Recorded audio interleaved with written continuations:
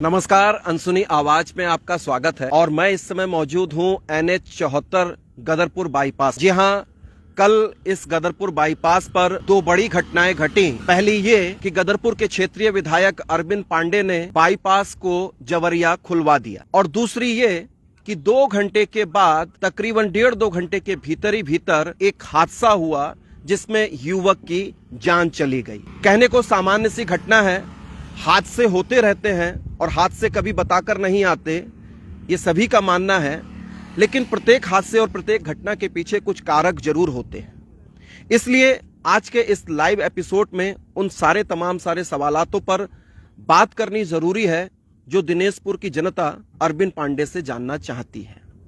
आखिर ये जो मसला हुआ पूरा, एकाएक बाईपास खुलवाने की जरूरत क्यों आन पड़ी? जो सेफ्टी रिपोर्ट आनी थी उसका इंतजार क्यों नहीं किया गया? ऐसी तमाम सारे सवाल हैं का जवाब गदरपुर की जनता और आसपास क्षेत्र की जनता जानना चाहती है। फिलहाल आप इस हाईवे को देख सकते हैं जो कल शाम को तकरीबन 6 बजे खोल दिया गया था। अभी यहां पर सन्नाटा पसरा हुआ है और मैं सड़क के दोनों तरफ जो ये ग्रीन एरिया है, इस एरिया में बैठकर आज का ये लाइव एपिसोड कर रहा हूं। मैं आपको बता दूं कि 9 तारीख को क्षेत्रीय विधायक अरविंद पांडे ने प्रेस वार्ता कर चेतावनी दी थी और एक तरीके से धमकाया था, जिसकी रिपोर्ट क्षेत्रीय अखबारों में प्रकाशित हुई थी और उन्होंने कहा था कि अगर 10 तारीख को एक दिन के भीतर भीतर नेशनल हाईवे 74 गदरपुर का बाईपास नहीं खुलता है तो वो जवरिया बाईपास जनहित में खुलवा देंगे। इस बाबत मेरे पास अमर उजाला मौजूद है और अमर उजाला की ये खबर आप देख सकते हैं और इसका हेडिंग है, कल तक बाईपास को खोला जाए वरना जबरन खोल देंगे पांडे। जबरन खोल देंगे, आखिर पांडे जी को ये धमकी देने की जरूरत क्यों आन पड़ी? क्या अरविंद पांडे जी विपक्ष के विधायक हैं? सत्ता पक्ष के विधायक को इस तरीके की भाषा शोभा देती है? सत्ता पक्ष के विधायक का काम क्या होना चाहिए? माननीय पांडे जी, आप विधायक हैं, सरकार आपकी है, मुख्यमंत्री आपके हैं, आप ही की पार्टी भारतीय जनता पार्टी का इस समय वर्चस्व है। तब भी अगर आपको एक बाईपास खुलवाने के लिए इस तरीके से धमकी देनी पड़ रही है, चेतावनी देनी पड़ रही है और जनता के सामने मीडिया के माध्यम से आपको रूबरू होना पड़ रहा है, तो इससे बड़ा दुर्भाग्यपूर्ण बात और क्या हो सकती है? ये बात कोई विपक्ष का नेता करे, विपक्ष में बैठी हुई कोई पार्टी करे तो बात समझ में आती है। क्या आपके इस बयान से पूरी सरकार की छवि धूमिल नहीं होती है? क्या आपके इस हरकत से, इस काम से भारतीय जनता पार्टी की छवि कहीं धूमिल नहीं होती है? कायदे में होना तो ये चाहिए था कि आप सरकार पर दबाव बनाते, संबंधित विभाग पर दबाव बनाते, NH पर दबाव बनाते और जो कार्यदायी संस्था है, गल्फार कंपनी है, उस पर दबाव बनाया जाना चाहिए था। और आप जो लोकतंत्र के नुमाइंदे हैं, इस लोकतांत्रिक व्यवस्था में जनता ने आपको चुनकर भेजा है, आप उस लोकतांत्रिक व्यवस्था को भीड़ तंत्र में बदलने का काम कर रहे हैं। आप अपने चंद समर्थकों को लेकर एक छोर पर खड़े होते हैं और हाईवे को खोल देते हैं। क्या ये गैरकानूनी काम नहीं है? ये संविधान के विपरीत काम नहीं है? नियम के विपरीत काम नहीं है? यही काम माननीय पांडे जी किसी और ने किया होता, विपक्ष के किसी नेता ने किया होता, किसी पार्टी ने किया होता या जनता ने खुद भी किया होता, तो अब तक आपकी सरकार ने, प्रशासन ने और संबंधित विभाग ने उक्त लोगों के खिलाफ सरकारी काम में बाधा उत्पन्न करने का मुकदमा लगा दिया गया होता। आखिर आप कल 6 बजे शनिवार को यहां पर आते हैं अपने समर्थकों के साथ और हाईवे को खोल देते हैं। क्या आपने इससे पहले संबंधित विभाग, सरकार, मंत्री या जो भी इसके लिए जिम्मेदार डिपार्टमेंट हो सकते हैं, अधिकारी हो सकते हैं, उनसे बात करने की कोशिश की? ये हीरो बनने की परंपरा आखिर क्या आपके कद को शोभा देती है? जब से उत्तराखंड बना है, आज 5वीं बार ये मौका हुआ है कि जनता ने अपना अपार समर्थन आपको दिया है पांडे जी, और आपके कद को लगातार न सिर्फ गदरपुर की जनता ने बल्कि बाजपुर की जनता ने भी आपको निखारा है। आप 5 बार के विधायक हैं और आपका काम आप ही की सरकार में रहकर अगर इस तरीके से होता है तो इस पर जरूर सवालिया निशान लगते हैं। ये जो घटना हुई है, चूंकि यहां पर मैं लाइव आ रहा हूं और कोई ऐसी व्यवस्था नहीं है, ये आज का अमर उजाला का अखबार है और पूरी ये इसमें जो हेडिंग लिखा है कि बाईपास जल्द खुलवाने में विधायक ने समझी शान, पहले ही दिन हादसे में गई युवक की जान। तो ये आपकी जो झूठी शान, हम ये नहीं कह रहे कि हादसा आपने करवा दिया और आपकी वजह से युवक की जान चली गई, लेकिन प्रत्येक घटना के लिए कुछ कारक जरूर जिम्मेदार होते हैं।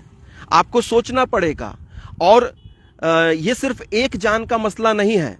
पिछले 10 साल से अगर हम बात करें, ये जो हाईवे अटका हुआ है तो आपके विधायक रहते अटका हुआ है, आपके मंत्री रहते अटका हुआ है और आपकी सरकार रहते अटका हुआ है। आपकी सरकार थी भारतीय जनता पार्टी की, आप खुद पिछली सरकार में शिक्षा मंत्री थे, इस सरकार में आप विधायक हैं, सत्ता आपकी है। बावजूद उसके अगर कोई गल्फार फैक्ट्री सरकार से बड़ी कैसे हो सकती है, जनप्रतिनिधियों से बड़ी कैसे हो सकती है, आप उसको नहीं खुलवा पाए, नहीं बनवा पाए। और इस हाईवे पर ड्रामा कम नहीं हुआ है। दर्जनों बार आपने भी नारियल फोड़े, लेकिन उस नारियल फोड़ने का कोई रिजल्ट नहीं निकला। पूरी जनता जानती है कि 2022 के चुनाव से पहले आपने एक डुगडुगी बजाई और ये कहा कि आप हाईवे खुलने जा रहा है, बनने जा रहा है, कंप्लीट होने जा रहा है और महाभोज का आयोजन किया गया। कौन भूला है इस बात को? चुनाव से चंद महीने पहले की बात है, दिसंबर नवंबर की बात है, आचार संहिता लगने से पहले, कि आपने इसी हाईवे के लिए जनता के बीच में वाहवाही लूटने के लिए और श्रेय लेने के लिए महाभोज का आयोजन कराया था। आज 1 साल तकरीबन हो गए इस बात को। 1 साल में तो हाईवे कंप्लीट नहीं हो पाया। जिम्मेदार कौन है इस बात के लिए? और कुछ महत्वपूर्ण सवाल माननीय पांडे जी आपसे मेरे हैं, इनका जवाब आपको जरूर देना चाहिए कि आखिर सुरेंद्र की मौत का जिम्मेदार है कौन? कानून नियम के खिलाफ आपने क्या कानून और नियम के खिलाफ जाकर काम नहीं किया है? लोकतंत्र को भीड़ तंत्र में हाकने की कोशिश आखिर हमको किस दिशा में ले जाएगी? क्या आपने सरकारी कामकाज में बाधा उत्पन्न नहीं की है? धमकी की जरूरत आपको क्यों पड़ रही है? आपकी सरकार होने के बावजूद क्या सरकार में आपकी बात सुनी नहीं जा रही है? क्या आप सरकार में हाशिए पे धकेल दिए गए हैं? क्या मुख्यमंत्री आपकी बात को सुन नहीं रहे हैं? या भारतीय जनता पार्टी में आपकी पूछ नहीं रही है, जो आपको धमकी देने की जरूरत पड़ रही है और आकर खुलेआम आपको जो है रास्ता खोलना पड़ रहा है? ये बहुत संवेदनशील सवाल हैं, बहुत सोचनीय सवाल हैं। या ये सारा जो ड्रामा हुआ, कहीं वो राजनीतिक श्रेय लेने के लिए तो नहीं हुआ? श्रेय लेने की राजनीति इस बाईपास को लेकर ये कोई पहली नहीं है। पूरे 10 साल से पूरे गदरपुर की जनता जानती है कि श्रेय लेने के लिए ये पूरा का पूरा ड्रामा कभी रोका जाता है, कभी शुरू किया जाता है और तमाम तरीके की चोचलेबाजी चलती रहती है। मैं अपने दर्शकों को बता दूं कि अगर आप मेरी बात से सहमत हैं, और ये मेरी बात नहीं है, ये गदरपुर क्षेत्र की आम जनता की बात है, आम जनता के सवाल हैं। अगर इन सवालों से आप सहमत हैं तो इस रिपोर्ट को साझा कीजिए, कमेंट कीजिए। आपने अगर अनसुनी आवाज के फेसबुक पेज को लाइक नहीं किया है तो लाइक कीजिए, फॉलो कीजिए। आप हमको यूट्यूब पे भी सब्सक्राइब कर सकते हैं। महत्वपूर्ण मुद्दा यह है कि सेफ्टी रिपोर्ट का इंतजार क्यों नहीं किया? आपको दबाव बनाया जाना चाहिए था सरकार के ऊपर, संबंधित विभाग के ऊपर, कि सेफ्टी रिपोर्ट को जल्दी से जल्दी लाया जाए। और जो काम अधूरा है, अभी भी तकरीबन 30% काम ऐसा है, कोई भी आके इस हाईवे पे देख सकता है, 30% काम ऐसा है जो पूरा नहीं हो पाया है। सुरक्षा की दृष्टि से अगर हम देखें, लाइटों की व्यवस्था अभी नहीं हो पाई है। कई ऐसे मोड़ हैं, कई ऐसी चीजें हैं जहां पर प्रकाश की जरूरत है, रात में लाइटें नहीं लग पाई हैं। दोनों सड़क के दोनों ओर वहां पर कोई सेफ्टी बाउंड्री वॉल नहीं लग पाई है। कई जगह अभी भी मिट्टी भड़ान का काम चल रहा है। मतलब काम अभी भी तकरीबन 30% अधूरा है। तो आपको इतनी छटपटाहट क्यों थी? दर्शकों, मैं आपको बता दूं कि पांडे जी ने शनिवार को यह रास्ता खोला, उससे पहले एक दिन पहले प्रेस कॉन्फ्रेंस करके चेतावनी दी संबंधित विभाग को, और आज रविवार के दिन उनका सम्मान समारोह होना था ये हाईवे खुलवाने को लेकर। मेरी अभी भाजपा के नेताओं से बात हुई तो उन्होंने बताया कि इस कार्यक्रम को टाल दिया गया है। चूंकि सुरेंद्र की मौत हो चुकी है, उस हादसे के बाद माननीय विधायक जी का सम्मान समारोह टाल दिया गया है। तो किस बात का सम्मान आप करवा रहे हैं जब काम पूरा नहीं हुआ है और आवाजाही बंद हो गई है? या तो कल आपका रास्ता खुलवाना गलत था, या आज जो रास्ता बंद है, यहां पर बड़े वाहन नहीं चल रहे हैं, 4 पहिया वाहन नहीं चल रहे हैं, वो गलत है। दोनों चीजें जायज नहीं हो सकती। या तो आपका कल रास्ता खुलवाना ही जायज हो सकता है, या फिर आज ये जो रास्ता बंद है बड़े वाहनों के लिए, 4 पहिया वाहनों के लिए, वो जायज है। दोनों ही चीजें जायज नहीं हो सकती। और अगर आपने ये जो व्यवधान पैदा किया है, आप अपनी नैतिकता को स्वीकार करते हुए आपको इस बात को महसूस करना चाहिए कि गलती कहां हुई है।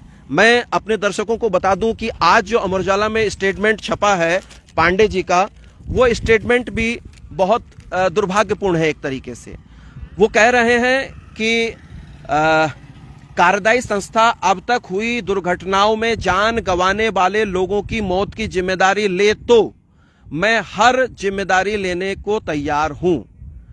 मतलब किसी दूसरे की नाकामियों को, दूसरे की गलतियों को बड़ा करके दिखाने से आपकी कमियां, आपकी नाकामियां, आपकी असफलताएं छुप जाएंगी क्या? ऐसा नहीं हो सकता। वो अपनी गलतियों की जिम्मेदारी ले या ना ले, इसके लिए सरकार को जवाबदेही होना चाहिए। सरकार उनसे स्पष्टीकरण लेगी, लेकिन आपको अपना जवाब देना चाहिए कि जो काम आपने कल किया, क्या वो कानून के, नियम के दायरे में था?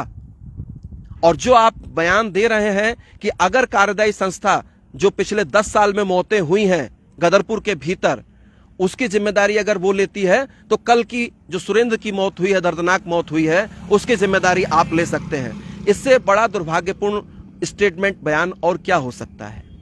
ये कोई संवेदनशील बयान नहीं है, क्योंकि आप दूसरों की खामियों को, जबकि एनएच के द्वारा और जो कार्यदायी संस्था है उसके द्वारा साफ मना किया गया था कि सेफ्टी रिपोर्ट आने से पहले हम हाईवे नहीं खोलेंगे, और जो भी व्यक्ति अगर हाईवे खोलता है वो स्वयं जिम्मेदार होगा। ये स्टेटमेंट भी 10 तारीख को अखबार में छपा था। तो आज ये जो हादसा हुआ है उसका जिम्मेदार कौन है, ये पूरी गदरपुर की जनता आपसे जानना चाहती है। बड़ा सवाल ये भी है कि अगर आप ये कहते हैं कि जो सारी मौतें हुई हैं 10 साल में, उसका जिम्मेदार कौन है, ये भी बहुत बड़ा महत्वपूर्ण सवाल है। तो मैं तो ये कहूंगा कि इस 10 साल में आप ही विधायक थे, आप ही यहाँ के मंत्री थे, कैबिनेट मंत्री में थे, सरकार भी आप ही की थी, भाजपा की ही सरकार थी। तो मैं तो ये कहूंगा कि जितनी भी मौतें हुई हैं उन मौतों के जिम्मेदार आप हैं और आपकी सरकार है। कैसे नकार सकते हैं आप? क्योंकि इस जगह का प्रतिनिधित्व आप कर रहे थे, सरकार में बात पहुंचाने की जिम्मेदारी आपकी थी। विधायक ही नहीं बल्कि आप कैबिनेट मंत्री थे, बावजूद उसके, चाहे कारण कुछ भी रहे हो, 10 साल तक अगर हिला हवाली होती रही और सैकड़ों की तादाद में इस 10 साल में यहां पर सड़क हादसे हुए हैं गदरपुर के अंदर, और तमाम सारी अकाल मौतें हुई हैं। इन मौतों का जिम्मेदार अगर आप दूसरे को ठहरा रहे हैं तो अपने गिरेबान में झांकना पड़ेगा और महसूस करना पड़ेगा कि जनप्रतिनिधि होने के नाते, आपकी अपनी सरकार होने के नाते उसका जिम्मेदार कौन हो सकता है। मैं फिर दोहराना चाहूंगा कि कार्यदायी संस्था पर अंकुश लगाने का काम किसका है? वो भी सरकार का है, और यहां पर भी आप ही की जिम्मेदारी है। एक बड़ा सवाल यह है दर्शकों कि क्या पांडे जी की इस सरकार में सुनवाई नहीं हो रही है? कैबिनेट मंत्री थे, लेकिन उनको कैबिनेट मंत्री का दर्जा या कोई भी दायित्व तो इस सरकार में नहीं दिया गया, आप सिर्फ विधायक हैं। ये आरोप पांडे जी पर लगते रहे कि वो उन्होंने कहीं ना कहीं मुख्यमंत्री धामी जी के खिलाफ कुछ काम किया, या किच्छा की सीट पर राजेश शुक्ला जो भाजपा के कैंडिडेट थे उनके पक्ष में नहीं किया। ये आरोप है, राजनीतिक आरोप है। इस कारण कहीं पार्टी में उनका कद कम हुआ है और सरकार में उनकी सुनवाई नहीं हो रही है। तो ये सोचना पड़ेगा कि क्या वास्तव में अरविंद पांडे जी इस सरकार में अलग थलग पड़ गए हैं? क्या मुख्यमंत्री पुष्कर सिंह धामी अरविंद पांडे जी की नहीं सुन रहे हैं? क्या यहाँ का जो प्रशासन है वो अरविंद पांडे जी की बातों पर ध्यान नहीं दे रहा है? गदरपुर के विकास के लिए, गदरपुर के सम्मान के लिए आप आगे आएं, संघर्ष करें, लड़ें और सरकार से लेकर, प्रशासन से लेकर जहां पर भी जो जरूरी चीजें हो सकती हैं उसमें आपका हस्तक्षेप कानूनी तरीके से ही होना चाहिए। यही लोकतंत्र की खूबी हो सकती है। सवाल और भी बहुत सारे हैं, तो जरूर हमको ये देखना पड़ेगा कि भाई आइंदा इस तरीके की चीजें हों तो वो वैधानिक दायरे में किस तरीके से की जाएं और किस तरीके से एक ऐसा माहौल हो जो सिर्फ छद्म लाभ के लिए या श्रेय लेने के लिए या वाहवाही लेने के लिए नहीं होना चाहिए। वो काम क्षेत्र की बुनियादी जरूरतों के लिए होना चाहिए, वो बुनियादी विकास के लिए होना चाहिए और गदरपुर तरक्की करे, आगे करे, उसके बारे में सोचना चाहिए। इस तरीके की घटनाओं को कर और अगले दिन फिर अपना सम्मान समारोह आयोजित करवाकर ये ओछी राजनीति का ही प्रतीक है। इस सम्मान से आपके कद में कोई इजाफा नहीं होना है। अरविंद पांडे जी, आपका कद वैसे ही बहुत बड़ा है इस उत्तराखंड के भीतर, इस राजनीति के भीतर। तो मुझे ये लगता है कि आपको अपने कद को पहचानना होगा, उसको और निखारना होगा और जनता ने जो जिम्मेदारी आपको दी है, शांतिपूर्ण और एक सामंजस्य सौहार्द के साथ गदरपुर के विकास के लिए आगे की पहलकदमी होगी। कल का जो हादसा हुआ वो बहुत ही अफसोसजनक है। अनसुनी आवाज की ओर से भी हम अफसोस प्रकट करते हैं और साथ ही साथ जो भी वाहन चालक हैं, चाहे वो बड़े वाहन चालक हैं, छोटे वाहन चालक हैं, सभी से हम अनसुनी आवाज की ओर से निवेदन रहेगा कि सड़क सुरक्षा को लेकर जितने भी कायदे कानून हैं उनको ध्यान में रखा जाए। हेलमेट का इस्तेमाल करें, खासतौर पर मोटरसाइकिल जो चला रहे हैं लोग, और गति पर नियंत्रण रखें। तमाम सारे जो उपाय हो सकते हैं अपने बचने के लिए, उन उपायों पर ध्यान देना बहुत ज़रूरी है और गदरपुर के भीतर कम से कम ये जो ओछी राजनीति है वो उस पर विराम लगना चाहिए। बहुत बहुत शुक्रिया, बहुत बहुत धन्यवाद।